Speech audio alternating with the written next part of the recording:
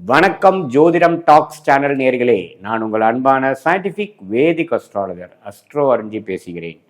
நல்லது நினைப்போம், நல்லதே நடக்கும். இந்த வீடியோவில் நம்ம என்ன பார்க்க போறோம்னா, ரிஷபராசிக்காரர்களுக்கு ஜூன் 2026 எத்தகைய ஒரு மாதமாக, பலாபலன்கள் நிறைந்த ஒரு மாதமாக இருக்க போகுதுங்கிறத சயின்டிஃபிக் வேதிக் அஸ்ட்ராலஜி முறையில் எந்த விதத்தையும் மிகைப்படுத்தாமல் உள்ளது உள்ளவாறு ஒரு ராசிக்கு ஒரு கிரகம் இந்தந்த இடத்துல இருந்து சஞ்சரிக்கும் பொழுது எது மாதிரி ஒரு தாக்கத்தை அந்த ராசிக்காரர்களுக்கு கொடுக்க போகிறது, எது மாதிரியான வாழ்க்கை சம்பவங்கள் உங்களுக்கு அமைச்சு கொடுக்க போகிறது, எது மாதிரி திசையில் நமக்கு வாழ்க்கை, நம்ம பயணங்கள், நம்ம திட்டங்கள், நம்ம செயல்பாடுகள் எல்லாம் மாறப்போகுது அப்படிங்கிறதை துல்லியமாக இந்த வீடியோவில் ரிஷபராசிக்காரர்களுக்கு எத்தகைய ஒரு பலாபலன்கள் ஜூன் 2026 இருக்குதுங்கிறது நம்ம பார்க்க போகிறோம். இப்போ பாருங்க, ஜூன் 2ஆம் தேதியே குரு பயிற்சி ஆகிறார். ஒரு வருஷத்துக்கு ஒரு தடவை ஆகிற குரு பயிற்சி கரெக்டாக அந்த ஜூன் மாதம் ஆரம்பத்திலேயே, மாதத்தின் ஸ்டார்டிங்லேயே உங்களுக்கு குரு மாறுறார். எங்கிருந்து மாறுறார்? ரிஷபராசிக்கு 2ஆம் இடத்தில் இருக்கக்கூடிய குரு 3ஆம் இடத்துக்கு மாறும் பொழுது என்னென்ன மாற்றங்கள் வருதுன்னா, அவருடைய 5ஆம் பார்வை 7ஆம் இடத்தில் விழுகிறார். அவரோட 7ஆம் பார்வை 9, 11. ஸோ 7, 9, 11 விழுகிற அந்த உச்ச குருவின் திருஷ்டி, அந்த பார்வை அருமையான ஒரு பார்வை. ஸோ அதே மாதிரி இதுவரை 8ஆம் வீட்டுக்கே குரு கனெக்ட் பண்ணி நிறைய மன உளைச்சல், மன சஞ்சலங்களை கொடுத்து கொண்டு இருந்த அந்த குருவின் பார்வை 8ஆம் இடத்துக்கு இருக்கக்கூடிய அமைப்பை இப்போ 3ஆம் இடத்துக்கு வரப்போ லைஃப் இன்னும் கொஞ்சம் ஈஸியாக இருக்கும். ஒரு 1 இயராக நம்ம எந்த ஒரு செயல்பாடும் நம்மளால் செய்ய முடியல, மாதிரியாக ஒரு ட்ராப்குள்ளே மாட்டின மாதிரி நான் ஃபீல் பண்ணுறேன் அப்படிங்கிருக்கக்கூடிய ரிஷபராசிக்காரர்களுக்கு கொஞ்சம் சோஷியல் லைஃப் இம்ப்ரூவ் ஆகிற மாதிரி, ஒரு பெட்டர்மெண்ட்டான ஒரு அமைப்புக்குள்ளே போகிற மாதிரி, ஒரு கஸ்டமர்ஸாக இருக்கட்டும், கிளைண்ட்ஸாக இருக்கட்டும், கொலீக்ஸாக இருக்கட்டும், ஃப்ரெண்ட்ஸாக இருக்கட்டும், வெளி உலகத்தில் நம்ம அன்றாட வாழ்க்கையில் மீட் பண்ணுறவங்களோட விஷயத்தில் ஒன்று அதிகமாக நம்ம போக்கு போகிறோம். அதிகமாக நம்ம சோஷியல் லைஃப் இம்ப்ரூவ் ஆக போகுது. நம்மளுடைய ஃபேமிலி ரிலேஷன்ஷிப், ஹஸ்பண்டாக இருந்தால் ஒய்ஃபாக இருந்தால் ஹஸ்பண்ட், மற்ற கோர் ஃபேமிலி ரிலேஷன்ஷிப் எல்லாமே கொஞ்சம் இம்ப்ரூவ் ஆக போகுது. நிறையா பழக்கங்கள், நிறையா அந்த கெட் டுகெதர்கள், நிறையா அந்த சந்தர்ப்பங்கள்லாம் உருவாக போகுது அப்படிங்கிற மாதிரி விஷயத்தை கொடுக்கக்கூடிய ஒரு அற்புதமான ஒரு பயிற்சியாக குரு பயிற்சி இருக்குது. நிறையா பேர்த்துக்கு பார்த்தீங்கன்னா திருமணமே 2-3 வருஷமாக நாங்கள் ட்ரை பண்ணிகிட்டு இருக்கோம், திருமணம் ஆகவில்லை, தடைகள் கொண்டு இருக்கிறது, சுப விஷயங்கள் தடைகளாக இருக்குது அப்படின்னு சொல்லி கொண்டு இருக்கிறவங்களுக்கு இது அற்புதமான ஒரு தருணமாக இருந்து குரு பலனை கொடுக்குது. 7ஆம் வீட்டை குரு பார்க்குறார்.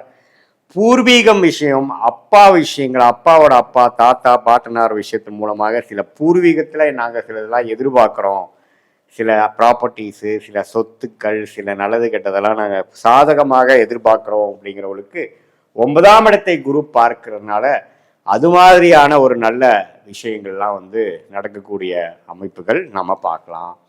11ஆம் இடங்கிற லாபஸ்தானத்தாரிய மீனம் அவரோட வீட்டையே குரு பார்க்கறதுனால சில நல்ல லாபங்கள், நல்ல மனசை குதூகலப்படுத்தக்கூடிய, பூர்த்தி செய்யக்கூடிய ஒரு நல்ல விஷயங்கள், சுப விஷயங்களாக இருக்கட்டும், குழந்தை பேரு விஷயமா இருக்கட்டும், நடக்காத திருமணம் நம்ம எதிர்பார்க்கக்கூடிய ஒரு தருணங்கள்லாம் நடந்தேறதாக இருக்கட்டும், ரிலேஷன்ஷிப்பில் இன்னும் கொஞ்சம் குதூகலம் அதிகமாகிற மாதிரி இருக்கட்டும், எல்லாமே பாசிட்டிவாக பண வரவு, பொருள் வரவு, வண்டி வாகன வரவு, வீடு லேண்டு, அது மாதிரி விஷயங்கள் வாங்குறது, உறவுகளில் ஒரு நல்ல ஒரு முன்னேற்றம் அப்படிங்கிற மாதிரி ஒரு அற்புதமான ஒரு நல்ல விஷயத்தை கொடுக்கக்கூடிய குரு பார்வை உண்டு.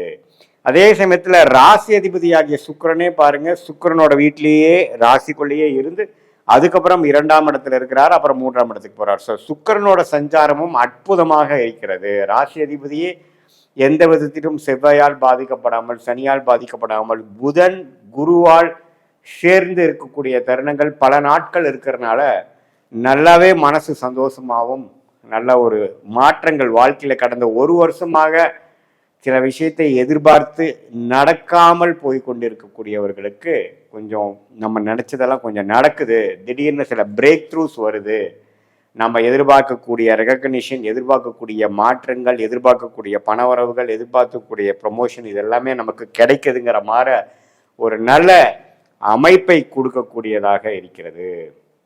அதே மாதிரி சூரியனோட பெயர்ச்சி, புதனோட பெயர்ச்சி, சுக்கிர பெயர்ச்சி, செவ்வாய் பெயர்ச்சி இது எல்லாமே ஒரு நல்ல ஒரு அமைப்புகளை கொடுக்குதுங்க.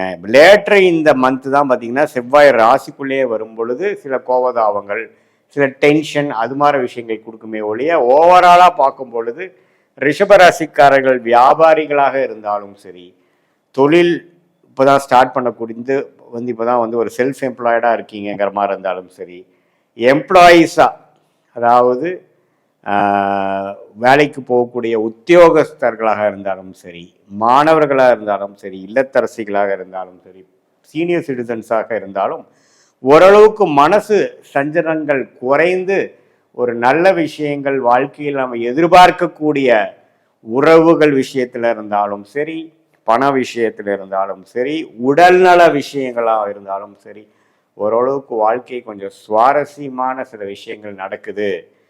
நம்மளுடைய 6 மாதம் 8 மாதம் ஒரு மன இறுக்கத்தை போக்குற மாதிரி சில விஷயங்கள் நடக்கக்கூடிய ஒரு அற்புதமான ஒரு கிரக அமைப்புகள்